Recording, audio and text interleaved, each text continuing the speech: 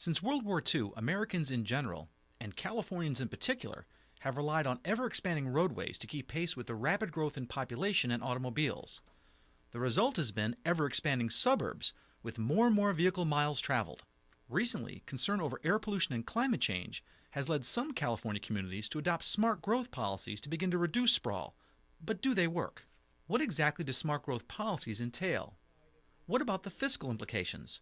What impact will various development policies, from building more box stores and strip malls to revitalizing their downtowns, have on city and county budgets? Will they cost money or save money?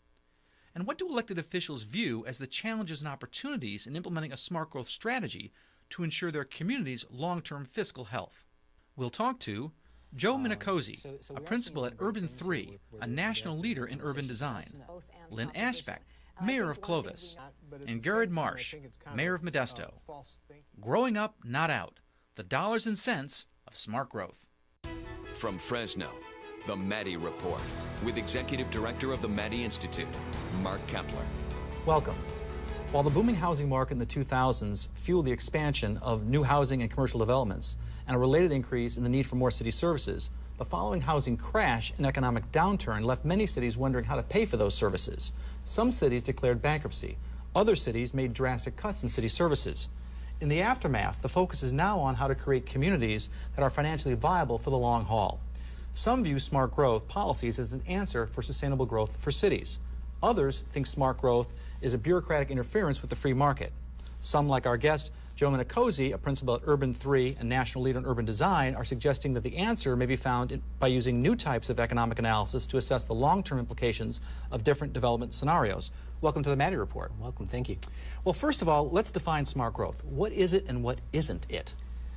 Smart growth is a complex term to use. I tend to stay away from it from a standpoint because it kind of predisposes, well, what's the alternative? You know, is it dumb growth? I mean, but really smart growth is used as a catch-all to deal with thinking, I guess, deeper about land use patterns. How does it affect the environment? How does it affect revenues? How does it affect costs to communities?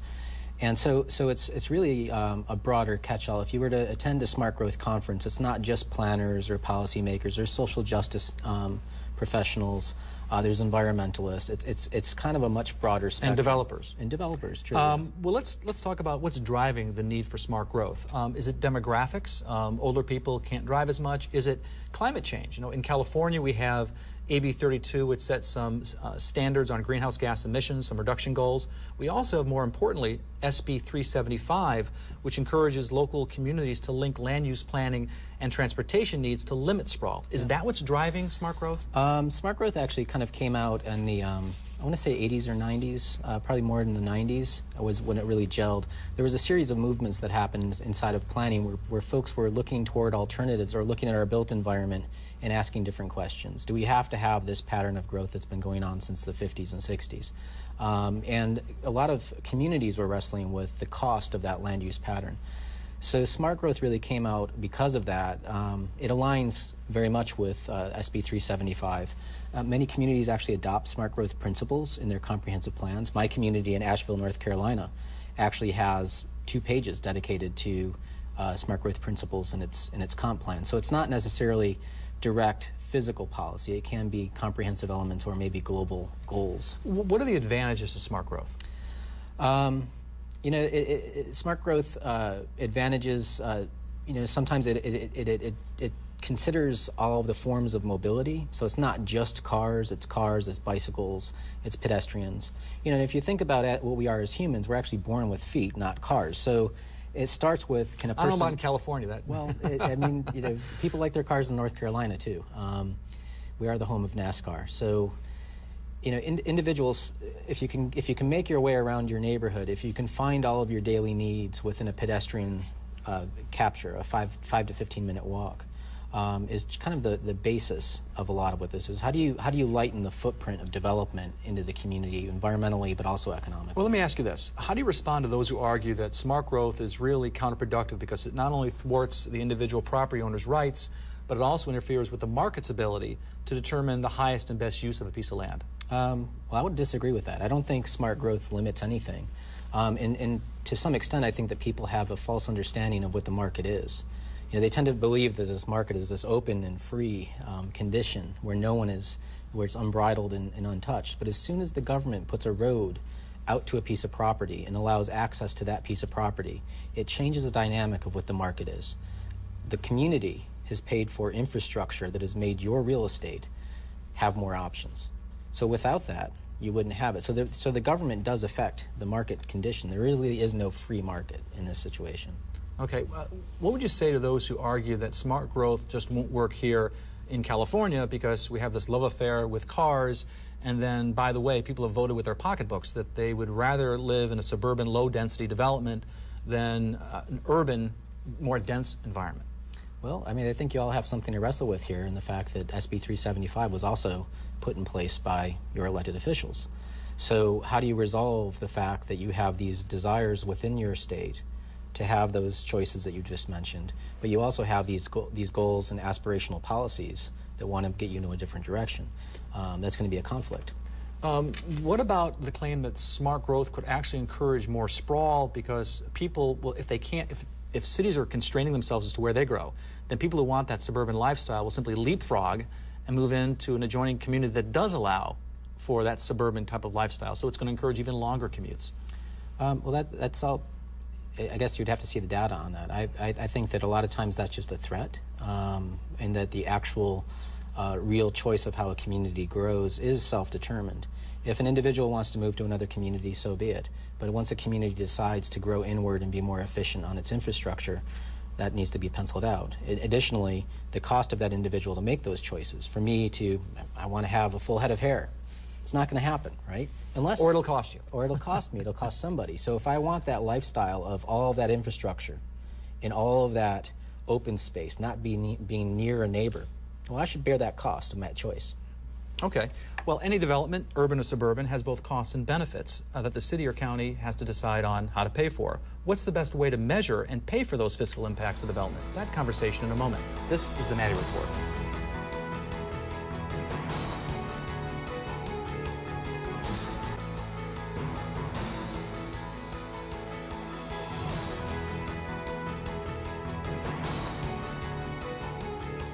Welcome back. When assessing the fiscal impact of infill developments, new housing developments, or new shopping malls, how can one accurately assess the fiscal impacts of these different growth scenarios? We're talking with Joe Minicozzi, a national expert on city planning. So how are the fiscal impacts of different growth scenarios currently being evaluated? And what are the kind of the short-term and long-term fiscal impacts that are being considered? I think for us in our work in understanding cities, one of the things that's really kind of amazing to me is the absolute disconnect between the property taxes and the fees that we pay into the community coffers. Those fees are completely disconnected from the costs. So in what way? Well, I pay, in my house, my wife and I pay $2,000 in taxes. That fee comes from the assessed value of our house. When my wife and I bought that house, it was worth about $140,000. The previous owner had 17 cats and 3 dogs living in it. And as an architect, you know, I saw this arts and crafts house, this house that had potential. My wife and I sunk all of our savings into that house and rehabbed it. We fixed it up. We created more value into the house. In that process, we actually increased our tax bills in the process. Now, it's not that we produced any more costs on society. We didn't create more children. We didn't put in more garbage into the system. We weren't bearing any extra costs on the society, yet our fees went up. So to take that and flip it now, our tax system has a perverse disincentive to encourage me as a developer to come into your corporation, your city, make a cheaper building, and consume more real estate. And with it, I take more costs off the table. So the cheaper my tax bill, I can actually drive up my costs in the process. And so cities don't gauge that bottom line of what does it cost for different development patterns versus the revenue. So how do you think cities should evaluate proposed development projects, whether it be housing tracts or box stores or strip malls or revitalizing downtown areas? Well, I think the San Joaquin Valley is actually moving in a proper direction. We've seen 2 economic reports and analyses done by Fresno and Clovis where they've taken a conscious look at what are the costs of different land use patterns should we grow in certain directions. And they're putting that into the community dialogue and putting it on the table. So they're actually really consciously trying to figure out the cost of these things. In the case of Visalia, they've made conscious efforts 10 and 20 years ago through the way that they've adopted their growth strategies as a region. So we are seeing some great things here where they are putting that conversation, but that's an anomaly in the entire country. What about the argument that new lower density projects have lower cost per capita than high density urban projects simply because they are newer, not going to break down I suppose, and they'll have fewer people to service? Well, that's a per capita. If you do it on an acre by acre basis, you're getting more in tune with what cities are. Cities are one huge boundary of land. And how you break that up, the only thing that you can control is the dirt, really. And to take Visalia, for instance, Visalia is worth $8.4 billion as a real estate development project, right? My town, Asheville, North Carolina, is worth $10 billion. Now, we're only 83,000 people. You take a look at Clovis, for instance. Clovis is $9 billion, and it's 25,000 more people. About 100,000 people. Than my town. Right. So, understanding that value proposal, my town has actually got a higher level of value to it on a per capita and per acre basis. And why is that? It's a higher density. We have a larger downtown that was created in the 1920s, so it has more stories. And each one of those stories actually is another cash flow of taxes. Because you're not adding more services, because the services are based on that. They're all sunk into the ground already. In the ground of the dirt. Californians rely heavily on sales taxes, though, particularly cities, for their main revenue stream. So wouldn't it be better for a city's bottom line to approve a big box store or a strip mall rather than an infill development, because simply it generates more sales revenue? Not necessarily. When we got the data for Visalia, it was actually kind of surprising. Visalia's downtown is still, I would say, in a growing state. It's not nearly as jammed full as our downtown in North Carolina. What was kind of interesting about California is that we were actually able to get that data, which is illegal in the state of North Carolina, which is really kind of bizarre. But so once we got the tax data, we looked at the retail production on a per acre basis. So comparing the commercial retail district apples to apples against the downtown acre per acre. What we saw in downtown Visalia is that at the retail tax production, downtown Visalia is producing about $15,000 an acre in retail tax production. Packwood Creek, which is 100% retail, is producing $11,000 an acre. So downtown is actually outperforming a 100% And do you retail find, because you've gone around the country, is that a similar scenario that you see around the country? Certainly, yeah. And it depends on the downtown and the shape that it's in. Visalia has some restaurants, it has some retail activity.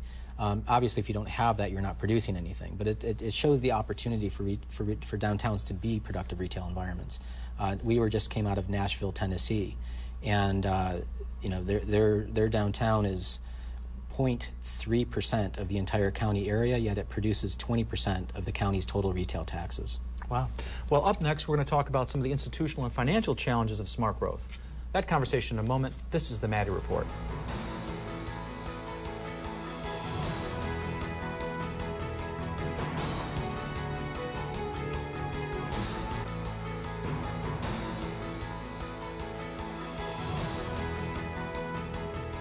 Welcome back. Making strategic decisions on land use and transportation infrastructure appear to be key in rapidly growing places in California like the San Joaquin Valley if we're going to be able to accommodate the population growth expected in the coming decades. Yet implementing those decisions are not going to be easy. We're talking with Joe Minicozzi, a national expert on city planning. So let me ask you an obvious question. How do you overcome 6 decades of planning around the automobile and single-family homes in places like the San Joaquin Valley, where you've also got an issue of people not living very close to where they work? So they have to drive typically where they work. Well, I think a lot of what's going to end up happening in these next couple of decades, putting aside issues of climate change, larger environmental issues, changes in gas prices, there's going to be shifts in demographics that are going to drive consumer preference. And you're seeing this with changes in the millennial generation and what they're choosing, also with the baby boomers. And if a city is going to be competitive, and again, going back to that word corporation, cities are incorporated. They literally, you view cities like almost like a company. They are, really. And their asset is their soil. Exactly. Okay. I mean, and for the San Joaquin Valley, this plays out quite true in the fact that this is a community that really understands land. This is a community that understands the agricultural proposition of the real estate. And you see this in the changing dynamics of how people choose crops. And almonds were talked about a lot this week. That's the bumper crop. That's the cash crop that people are going for. So your argument is akin to a farmer saying, what am I going to plant on this acre? Am I going to plant something that's going to yield, $1 a bushel, or am I going to plant something that's going to yield $10 a bushel? And why aren't we doing the same thing with cities? Okay. What about the argument, though, that there are some areas in the state and nation, like San Joaquin Valley, that have high poverty rates, and that if you use smart growth to limit the supply of housing, that's going to push up housing prices, and it's going to make housing less affordable for those low-income people. How do you deal with that issue? Well, I mean, solving issues of poverty and homelessness, it's a really complex. It's not an easy way to handle, or it's a way one trick to handle this. And if you look at any city, I mean, San Francisco has homeless. Dallas, Texas has homeless. All cities have these issues, and they have to deal with them in different ways. One could argue that Houston, which has almost no zoning and is the epitome of the free market model, they have homeless issues. So just by having an open-ended market doesn't solve the problem either. So taking that problem and thinking forward, why limit your ability as a community to harvest an efficient, high-returning revenue for that problem? Because if you're actually creating a better, stronger tax base, you actually have more community wealth to deal with that issue. So you're talking about the efficient use of your assets as a corporation or a community. Okay. What about the demise of redevelopment agencies here in California, RDAs? They used to be available for doing brownfield sites or infill developments or transit-oriented developments. All that money's gone now. Yeah. So isn't that going to make smart growth more difficult in California? Not necessarily. I think the market's going to start driving those decisions. I think that the limited budgets that a lot of cities are struggling with, they need to find a way to be more efficient. The days of being able to sink the costs into the dirt and getting 40 or 50 years to get that return back out are over. We can't afford that. We can't, and I like to call it like fighting obesity by buying bigger clothes. It feels good for a little while, and then you hit that new belt, So cities try to solve those problems by just annexing more land and taking in more stuff, hoping that they'd be efficient 10, 20 years down the road. And the reality of what they find is they bump into that new belt and waistband. The diet needs to change. Okay, what about the competition for sales tax revenues? I mean, for cities, that's a big issue in terms of revenue streams. And people have talked about this thing called the fiscalization of land use. So, for example, if there are two communities, one community is going to want to have that auto mall because that's going to generate a lot of sales tax revenue, and it's going to lead to some maybe less than optimal land use decisions. How do you deal with that issue? Aren't cities going to compete with each other in terms of sales tax revenue, and so that's going to be the main driver of how cities get developed? Sure, and also, but I think that we need to bring another family member into the conversation, because the cities are just the top level. There's a county under that, and the counties in California, generally in the studies that we've seen, get the lion's share of the property tax. So how that city chooses to develop affects the county. Now, if you and I are two cities inside a county, the county better pay attention to how you and I compete against each other, because you have the effect of affecting my market, and I can affect yours, but we both affect the county. Do you understand that? So, yeah. So it's, and I think that's the conversation that needs to get to the next level, is that what happens in Clovis isn't isolated to Clovis. It infects Fresno County, as well as what happens in Fresno affects Fresno County. Well, let me ask you this. There's the tried and true greenfield method of development, right? Build a new strip mall or a new shopping center out on the periphery. It's just a lot easier. Less hassle, less NIMBY than doing something on an infill development, a brownfield development. So can smart growth projects like infill be profitable and therefore attractive to the private sector? Sure. In fact, there was a gentleman in Visalia, and this is after we heard developers saying, "Oh, no one will ever move downtown; it's too expensive." I was actually pulled off the street, literally off the street, into a retail store, where the owner of the retail store took me to the back of the unit, took me upstairs, showed me the apartment that he built, and he said, "Look, Joe, I paid this off in 3 years." seems like it makes sense to people. So I think the return on investment is actually better and quicker in terms of paying things off with infill than opposed to... It depends, but Sprawl. yeah. Okay. Well, I want to thank Joe Minicozzi for this conversation. Up next, we're going to talk to some elected officials and how they view the challenges and opportunities associated with smart growth. That conversation in a moment. This is the Maddy Report.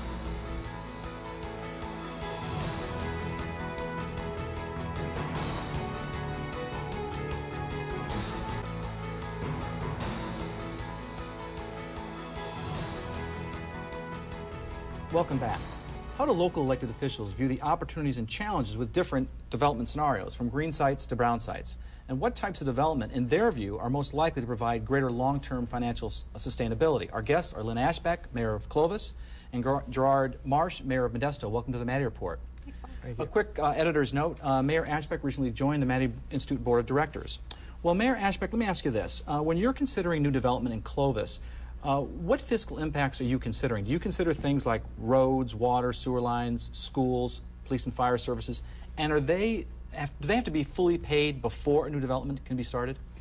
It's a great question. I think there are three kinds of costs. The cost of construction, easy to calculate, the cost of maintenance and operation over time, and the third cost that's the most difficult is the cost to the whole community. So in Clovis, you have a fee structure that manages all the capital costs, the roads, the sewers, schools are handled by the school district. So we collect some of the capital, all the capital costs up front, but I think what all cities are learning is it's the operation and maintenance over time that's become the challenge. How do you handle it in Modesto?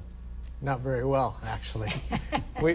I think from the time of Prop 13, we've been, as cities, trying to catch up with the whole fee structure.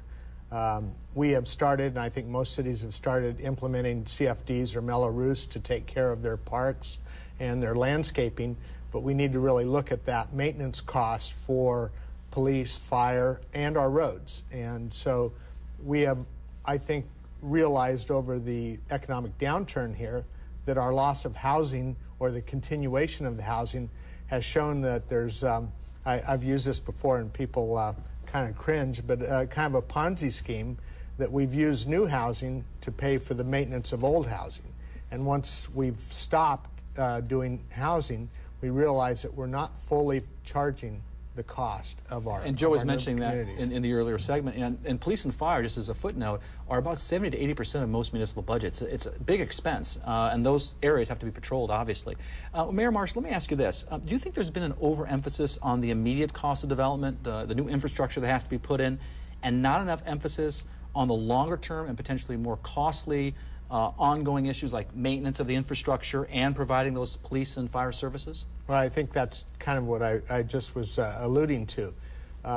We really increased our sewer and wastewater and water connection fees tenfold about 4 years ago. So now those are really well taken care of, and those funds work quite well. But when you look at how do you really maintain and continue to charge the proper fees that cover road maintenance, which we're unable to do well, and both our police and fire services that we inadequately really cover for our population base, it shows that we don't really look at the long term. You know, Mayor Ashbeck, let me ask you this. It would seem that reusing and improving existing infrastructure instead of building new infrastructure from scratch would be more cost effective. Has that been your experience in Clovis? I think it has been the experience in Clovis, and I think the lesson we've learned is it's not an either-or proposition. So it's not taking care of what you have instead of growing new neighborhoods. It's really a both-and proposition. And I think one of the things we know for sure is when you take care of what you have, you encourage infill development, it helps the whole. And that really is the business of local government, is to consider the entire city today and 50 years from now. Mayor Marsh, we were talking about sales tax in the earlier segment and how big a pressure and push that is on development, because that's a primary source of city revenue. Has that been your experience, that there's a lot of pressure to approve those kind of big box stores because of the sales revenue they represent? We've seen that, but at the same time, I think it's kind of a false thinking, a fallacy that sales tax is the goal of our cities. When we get a little bit more, that means somebody else is going to get a little less, and to a large degree, it's just incremental improvement on what we've already gotten. You look at all the major cities in the state, they have similar sales tax revenues per capita. And sometimes when you get a nice new big box, you're going to steal from the city next door to a degree. Sooner or later, they're going to build something that will draw that back. And so it's really not a long-term solution. Well, I want to thank Mayor Marsh from Modesto and Mayor Lynn Ashbeck from Clovis for joining us, as well as Joe Minicozzi, principal of Urban 3 LLC. If you'd like to learn more about Valley and state politics, you can sign up for our award-winning and free e-newsletter, The Maddy Daily, by logging on to our website at maddyinstitute.org. And now, another perspective. Most cities are faced with perpetual and growing obligations to provide and maintain safety services, streets, public works, parks, and other public facilities and services from general fund revenues. Sustainability of critical city services that do not involve huge tax and fee increases will mean that communities must work together to create feasible, market-driven conditions with compelling projects and attractive locations for infill development that achieve positive and efficient land use results without burdening existing residents and businesses. We now know from fiscal impact models and rigorous economic assessments that our predominant low-density suburban development patterns in Fresno and the Valley are not fiscally positive or sustainable long-term, and that expansion needs to be balanced with infill development in order to create fiscally responsible and sustainable municipal systems going forward. For the Maddy Report, I'm Jennifer Clark. The views expressed in the Maddy Report are those of the individuals participating in the program and do not necessarily reflect those of the Maddy Institute, the California Channel, Casey, or Valley PBS. If you'd like to share your thoughts about the points and opinions shared in the Maddy Report, visit our website at valleypbs.org/Maddy. This is Mark Kepler for the Maddy Report. Thanks for joining us.